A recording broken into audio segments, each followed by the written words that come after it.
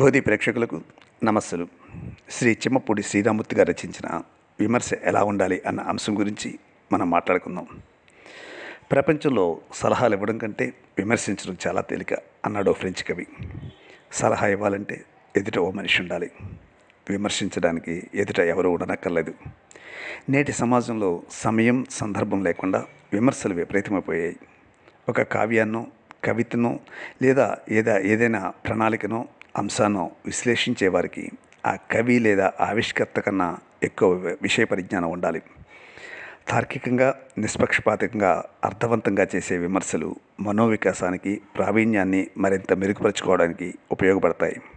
విమర్శ ఒక మంచి గంధంలా పరిమళించాలి, మలయ మారుతంలా మనసు తాకాలి, విన్నవారి హృదయాలు నొచ్చుకోకుండా వారి ఆలోచన సరళిని ప్రభావితం చేయాలి. వ్యక్తిని చూడకుండా మిత్రుడా శత్రువా అన్న ఆలోచనతో నిమిత్తం లేకుండా కేవలం అతడి సృజనాత్మకతను మంచిని మంచిగా చెడును చెడుగా విడమర్చి చెప్పే విమర్శ సద్విమర్శ. ఈ సద్విమర్శ ఉభయులకు అంటే రచయితకు విమర్శకుడికి ఎంతో శ్రేయస్కరం. రామాయణ భారత భాగవతాది గ్రంథాల్లో మనకు విమర్శలు కుక్కలుగా కనబడుతుంటాయి. తన బోధనలను హితవులను లక్ష్యపెట్టక పుత్ర వ్యామోహం అనే హాలాహల సాగరంలో మునిగిపోయిన ధృతరాష్ట్రుడిని అనేక సందర్భాల్లో విమర్శించాడు విదురుడు.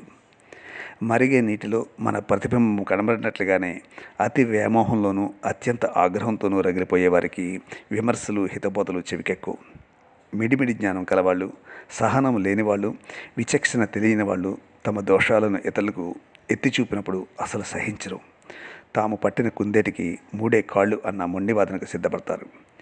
రాజసూయాగం చేయాలని ధర్మజుడు తలపెట్టి కృష్ణుడిని అగ్రపూజకు ఆహ్వానించిన తరుణంలో శిశుపాలుడు అజ్ఞానంతో అహంకారంతో వాసుదేవుణ్ణి అనేక విధాలుగా దూషిస్తూ కువిమర్శ చేసి చివరకు ప్రాణాలు కోల్పోతాడు.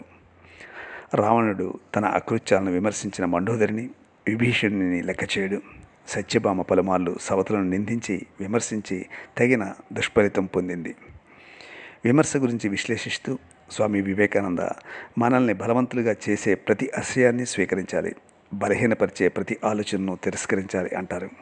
విమర్శలను సహృదయతో వినమ్రతతో స్వీకరించడమే సంస్కారం. ప్రతి రచయితలోనూ ఓ విమర్శకుడు ఉండి తీరాలన్నది అనుభవజ్ఞుల మాట. రచయితలు ఏది రాసినా ఆత్మపరిశోధన చేసుకోవాలి, స్వయం విమర్శ చేసుకోవాలి. విమర్శలకు పైన వ్యక్తిగతమైన విరోధం పెట్టుకుని ఎదురుదాడికి దిగడం శ్రేయస్కరం కాదు. వినడానికి కటువుగా ఉన్న మీ గురించి వాస్తవాలు చెప్పేవారి సలహాలు తీసుకోండి అనేవారు భారతరత్న మోక్షగుండం విశ్వేశ్వరయ్య. విమర్శలకు గురైనప్పుడు కుంగిపోకూడదు. ఇక్కడ ఒక విషయం గుర్తుంచుకోవాలి.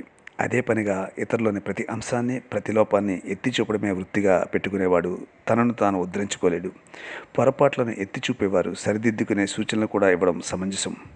నిరాధారమైన విమర్శకు నిర్మాణాత్మకమైన విమర్శకు మధ్య గల భేదాన్ని గుర్తించడం అవసరం. ఆ పరిజ్ఞానమే వ్యక్తి అభ్యున్నతికి శ్రీరామరక్ష.